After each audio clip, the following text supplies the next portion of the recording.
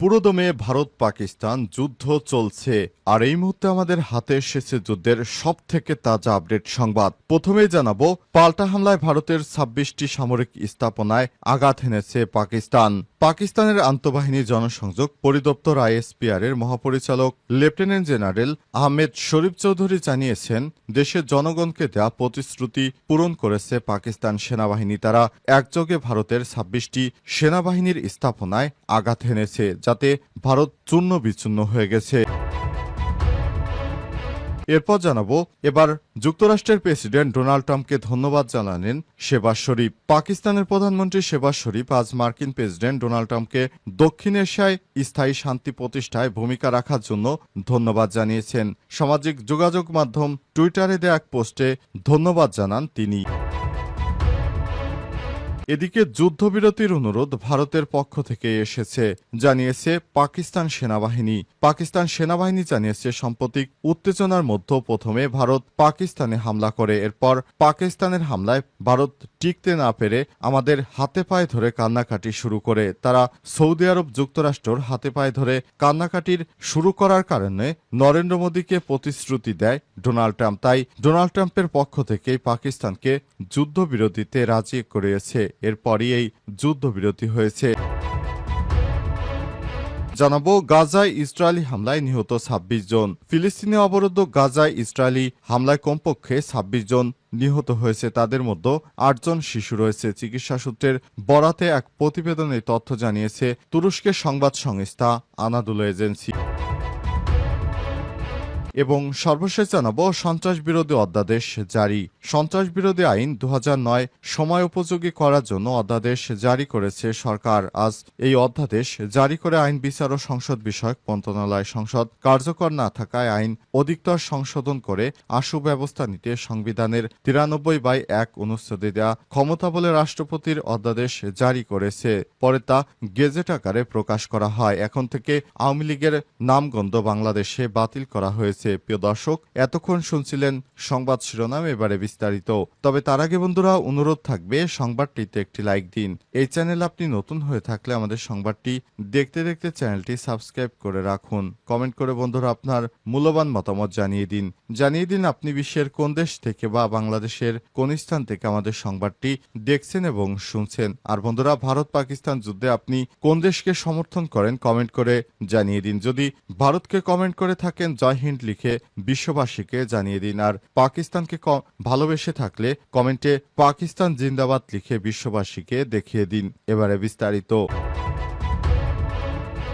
যুদ্ধবিরতির অনুরোধ ভারতের পক্ষ থেকে এসেছে বলছে পাকিস্তান সেনাবাহিনী। পাকিস্তান সেনাবাহিনী জানিয়েছে, সম্প্রতি উত্তেজনার মধ্যে যুদ্ধবিরতির প্রস্তাব তারা নয়, বরং ভারতই তাদের হাতে পায়ে ধরেছে। দেশটির আন্তঃবাহিনী জনসংযোগ পরিদপ্তর ISPR এর মহাপরিচালক ডিজি লেফটেন্যান্ট জেনারেল আহমেদ শরীফ চৌধুরী বলেছেন, যুক্তরাষ্ট্রের মধ্যস্থতায় নয়াদিল্লি এই অনুরোধ জানায়। তিনি আরো বলেন, দুই পরমাণু শক্তিধর দেশের মধ্যে সংঘর্ষ হলে তা গোটা অঞ্চলের জন্য ভয়াবহ পরিণতি ডেকে আনবে।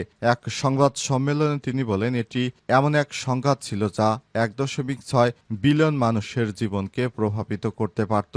পাকিস্তান দায়িত্বশীল এবং পরিপক্কতার সঙ্গে কাজ করেছে। তিনি আরো বলেন, যারা যুদ্ধ চায় তারা কেবলই নিজেদের স্বার্থ সিদ্ধির জন্যই তা করে। শান্তি দুই দেশের জন্যই মঙ্গলজনক। যুদ্ধের পেছনে যারা আছে তাদের লক্ষ্য সংকীর্ণ রাজনৈতিক স্বার্থ। কাশ্মীর নিয়ে অবস্থান।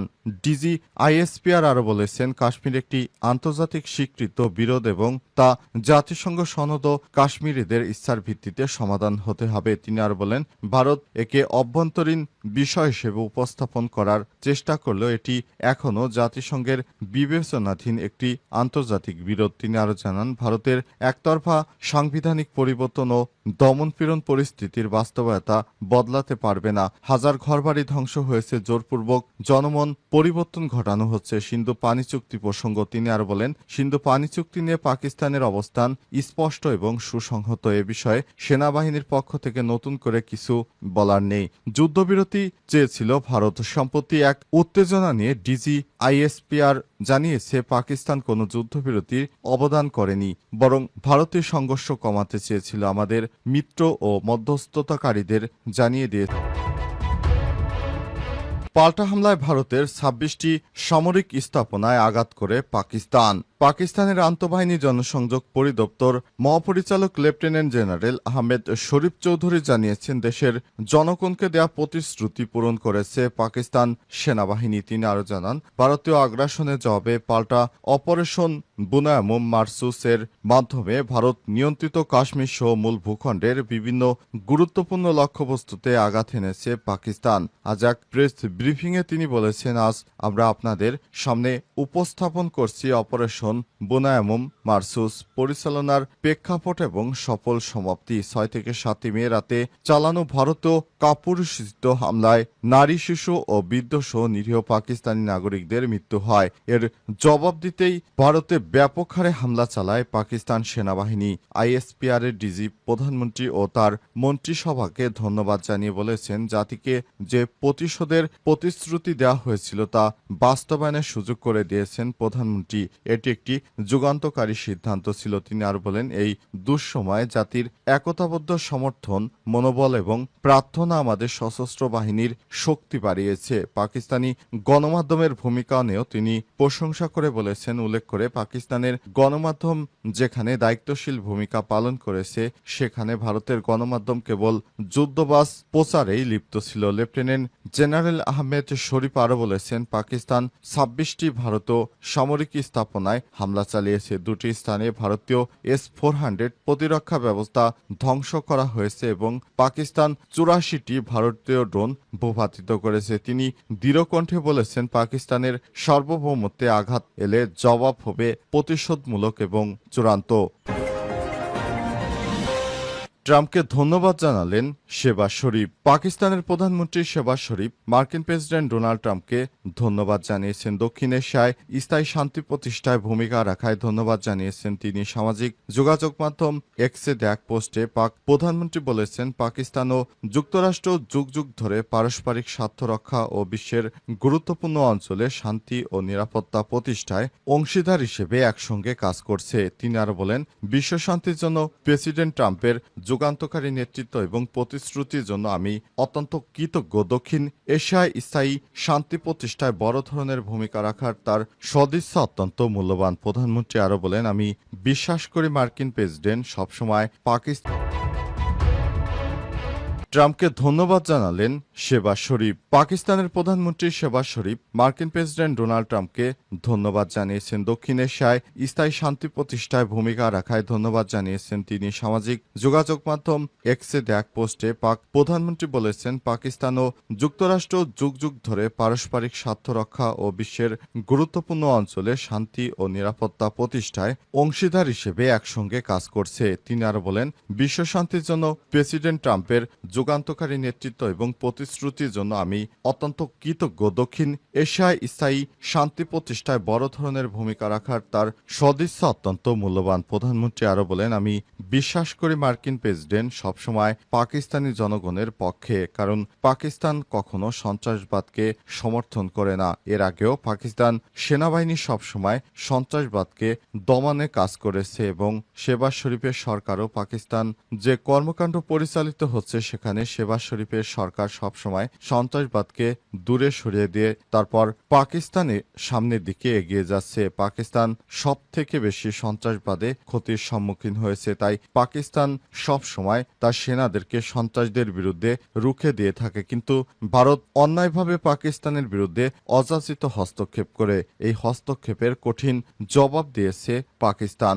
ভারতের অন্তত 70 জন সেনা সদস্যকে হত্যা করে পাকিস্তানি বাহিনী। এরপরই নরেন্দ্র মোদীর গর্বের সেই রাফায়েল S-400 এছাড়া ইসরায়েলি ড্রোন ভূপাতিত করে। এ অবস্থায় নরেন্দ্র মোদী চোখে মুখে অন্ধকার দেখতে শুরু করে। কোনো উপায়ন্ত না দেখে নরেন্দ্র মোদী প্রথমে সৌদি আরব, কাতার সহ মুসলিম বিশ্বের হাতে পায়ে ধরে কান্নাকাটি শুরু করে যুদ্ধ বন্ধ করতে। নরেন্দ্র মোদী বলে, মুসলিম দেশগুলো পাকিস্তানকে থামান, না হলে পাকিস্তান ভারতের 12টা বাজিয়ে দেবে। ইতিমধ্যেই তা যুক্তরাষ্ট্রেরও কানে যায়। উপায়ন্ত না দেখে ডোনাল্ড ট্রাম্প দেখতে পায় যে এ অবস্থা যদি চলতে থাকে তাহলে পাকিস্তানের হাতে সন্ত্রাস বিরোধী অধ্যাদেশ জারি। সন্ত্রাস বিরোধী আইন 2009 সময় উপযোগী করার জন্য অধ্যাদেশ জারি করেছে সরকার। আজ রাতে এই অধ্যাদেশ জারি করে আইন বিচার ও সংসদ বিষয়ক মন্ত্রণালয়। সংসদ কার্যকর না থাকায় আইন অধিকতর সংশোধন করে আশু ব্যবস্থা নিতে সংবিধানের 93/1 অনুচ্ছেদের দেওয়া ক্ষমতা বলে রাষ্ট্রপতি অধ্যাদেশ জারি করেছে। পরে তা গেজেট আকারে প্রকাশ করা হয়েছে। এতে বলা হয়েছে, সন্ত্রাস বিরোধী আইন 2009 ধারা 18(1) উপধারা 1-এ উল্লেখিত সত্তাকে নিষিদ্ধ ঘোষণা ও তফসিল তালিকাভুক্ত করতে পারবে। শব্দগুলোর পর বা সত্তার যাবতীয় কার্যক্রম নিষিদ্ধ ঘোষণা করতে পারবে শব্দগুলো সংযোজিত হবে। আইনের ধারা 20 সংশোধন বলা হয়ে থাকে, ধারা 20 ক উপধারা 1-এ উল্লেখিত যদি কোনো ব্যক্তির কে 18 বিধান অনুসারে তালিকাভুক্ত করা হয় বা কোনো সত্তাকে নিষিদ্ধ করা হয় শব্দগুলো ও সংখ্যার পরিবর্তে যদি কোনো ব্যক্তি বা সত্তার বিরুদ্ধে ধারা 18 উপধারা 1-এ বর্ণিত কোনো ব্যবস্থা নেওয়া হয় শব্দগুলো সংখ্যাগুলো বন্ধনী প্রতিস্থাপিত হবে। উপধারা 1-এর অ দফা ক গতে উল্লেখিত নিষিদ্ধ শব্দের পরিবর্তে উক্ত শব্দ প্রতিস্থাপিত হবে এবং দফার পরিবর্তে নিম্নরূপ দফা উম প্রতিস্থাপিত হবে, যথা উম এর উক্ত সত্তা কর্তৃক বা সেটির পক্ষে বা সমর্থনে যে কোনো প্রেস বিবৃতির প্রকাশনা বা মুদ্রণ কিংবা গণ